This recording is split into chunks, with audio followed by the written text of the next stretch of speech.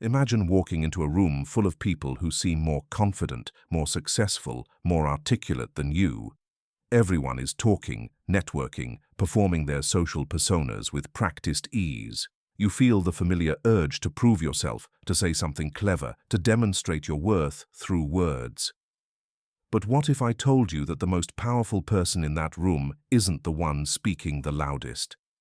What if true influence, the kind that transforms lives and commands genuine respect, comes not from what you say, but from who you've become in silence? Today, we'll uncover how Friedrich Nietzsche, one of history's most revolutionary philosophers, discovered the secret to a different kind of power, a power that operates without words, without performance, without the exhausting need to constantly prove yourself to others. This isn't about manipulation or mind games. This is about something far more profound. By the end of this exploration, you'll understand why the strongest people often say the least, and how you can develop the kind of presence that speaks louder than any words ever could. But the final revelation will be the most liberating of all. It will show you how to become someone whose very existence is a form of influence. You might think that charisma comes from being the most talkative person in the room, that success requires constant self-promotion, that to outsmart others you need to engage in verbal sparring matches or demonstrate your intellectual superiority through clever remarks. But Nietzsche's philosophy reveals a different truth entirely.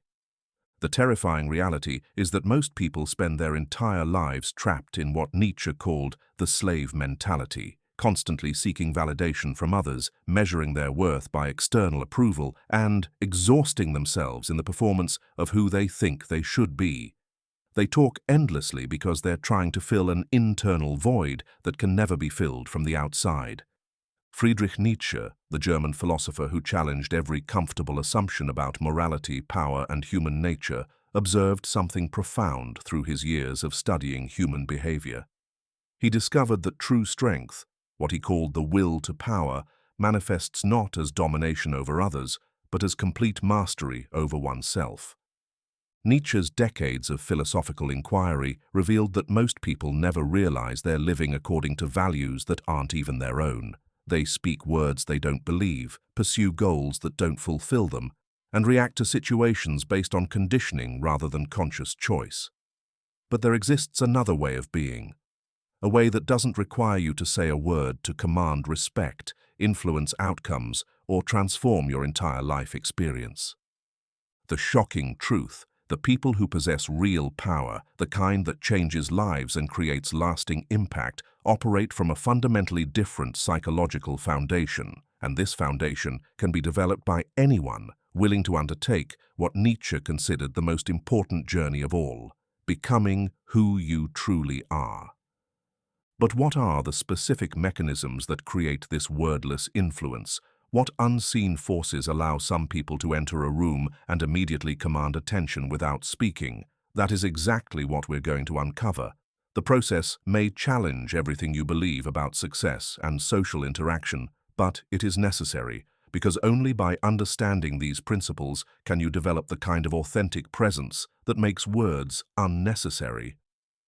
There are 3 key elements at play, and each one is more transformative than the last. The first mechanism operates through what Nietzsche called amor fati, literally meaning love of fate. But this isn't passive acceptance. It's something far more powerful. It's the radical transformation that occurs when you stop fighting reality and start using every situation, especially the uncomfortable ones, as fuel for your own development. Most people reveal their psychological state through their immediate reactions. Someone challenges their opinion and they become defensive. They face criticism and they either collapse or attack. They encounter unexpected obstacles and their emotional turbulence becomes visible to everyone around them. Nietzsche observed that this reactive pattern keeps people trapped in what he called slave morality, constantly at the mercy of external circumstances. But there's another way. Imagine the power of being the one person who doesn't need to defend themselves, explain themselves, or prove themselves in every interaction. Consider the profound impact of remaining calm when others become agitated, staying silent when others feel compelled to speak, and maintaining your center when chaos erupts around you. This isn't about suppression or pretending to feel nothing, it's about developing what Nietzsche called spiritual strength, the capacity to transform every experience, even painful ones, into personal growth. When you truly embrace this principle, something remarkable happens. You stop being reactive and start being responsive. And responsive people possess a form of influence that reactive people can never understand. The person who practices strategic silence based on inner strength creates a psychological vacuum that others feel compelled to fill. They begin projecting onto you the qualities they wish they possessed: self-control, wisdom, confidence. Without saying a word, you become a mirror for their own insecurities and aspirations. Think about the most memorable people you've encountered. Were they the ones who talked the most, or were they the ones whose presence felt different somehow? Nietzsche noted that we don't become powerful by accumulating external advantages, but by developing such complete self-mastery that we no longer need anything from others to feel whole. But strategic silence alone isn't enough. There's a deeper foundation that must be developed first. The second mechanism cuts to the heart of what Nietzsche considered the central challenge of human existence: the journey from who you've been conditioned to be toward who you authentically are. He called this process becoming who you are, and it's far more radical than most people realize. Nietzsche observed that most individuals never become themselves because they're too busy performing versions of themselves that they believe will be acceptable to others. They wear what he called masks, social personas designed to gain approval, avoid rejection, or maintain safety. But these masks become prisons, separating them from their authentic power and creating the exhausting need to constantly manage their image through words and actions. The devastating truth is that when you're performing a role, you can never relax. You're always on, always monitoring how others perceive you, always adjusting your behavior to maintain the illusion. This creates a form of psychological tension that others can sense, even if they can't articulate what feels off about your presence. But what happens when you stop performing? What occurs when you develop the courage to simply be yourself, without apology or explanation? Nietzsche discovered that authenticity possesses a magnetic quality that performance can never replicate. When someone encounters a person who isn't trying to be anything other than what they are, it creates a profound psychological impact. Authentic presence doesn't mean being careless about how you affect others or ignoring social considerations. It means operating from your genuine values, expressing your real thoughts and feelings appropriately, and making decisions based on your internal compass rather than external pressure. It means developing such a clear relationship with yourself that you no longer need others to validate your worth. Consider the difference between someone who enters a conversation trying to impress versus someone who enters simply to connect. The first person's energy feels needy, agenda-driven, performative. The second person's energy feels grounded, present, genuine. Which person would you rather be around? Which person do you naturally trust more? Nietzsche understood that authentic presence creates what he called psychological gravity, a quality that naturally draws others toward you without effort or manipulation. When you're not trying to get something from others, they paradoxically want to give you more. When you're not seeking their approval, they find themselves seeking yours. This explains why some people can walk into a room and immediately become the center of attention without saying a word. It's not about charisma techniques or social strategies. It's about the rare quality of being completely comfortable in your own skin. And this comfort is something that must be developed from the inside out. But even authenticity isn't the deepest level. There's one more psychological foundation that creates the most profound form of wordless influence. The third and most powerful mechanism operates through what Nietzsche called the distinction between master morality and slave morality. This isn't about superiority over others. It's about psychological independence. It's about developing your own moral compass rather than allowing others to determine what's right and wrong for your life. Most people operate from slave morality without realizing it. They derive their values from their family, their culture, their peer group, or their society without ever questioning whether these values actually serve their authentic development. They seek permission for their choices, validation for their decisions, and approval for their direction. They live their entire lives according to standards they never consciously chose. But Nietzsche observed that some individuals undergo a profound transformation. They begin questioning everything they've been taught to believe. They examine their inherited values and keep only those that align with their authentic nature. They develop the courage to think independently, even when it means disagreeing with everyone around them. They become what he called free spirits, people who create their own meaning rather than accepting meaning imposed by others. This process creates something remarkable, unshakable inner authority.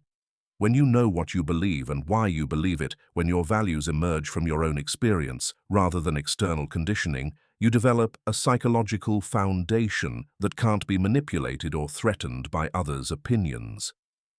The person who operates from their own moral compass doesn't need to argue with others or convince them of anything. They don't become defensive when challenged because their self-worth isn't dependent on others' agreement.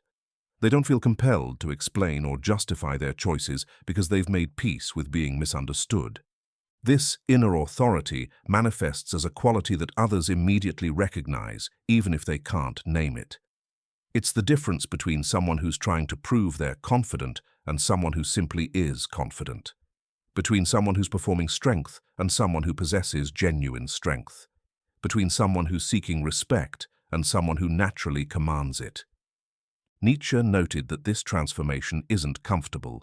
Developing your own values means accepting responsibility for your life in a way that most people find terrifying. It means acknowledging that you, not your circumstances, not other people, not society, are the primary creative force in your existence. It means embracing what he called radical responsibility for becoming who you choose to become. But here's the profound paradox. The moment you stop needing others to validate your choices, they become more interested in understanding them. When you stop seeking approval, people start seeking your approval. When you stop trying to fit in, others start wanting to be around you. When you stop performing worthiness, your actual worth becomes obvious. This explains why the most influential people often seem to care the least about being influential. They've developed such clarity about their own values and direction that they don't need to convince others of anything. Their lives become a form of silent teaching, demonstrating what's possible when someone commits fully to their own authentic development.